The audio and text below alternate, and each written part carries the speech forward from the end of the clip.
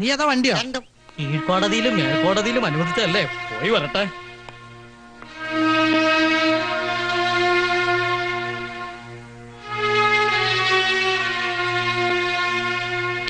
അതിരെ വരൂ, time is very waste. എന്താണ് ഈ യാത്ര ഉദ്ദേശം?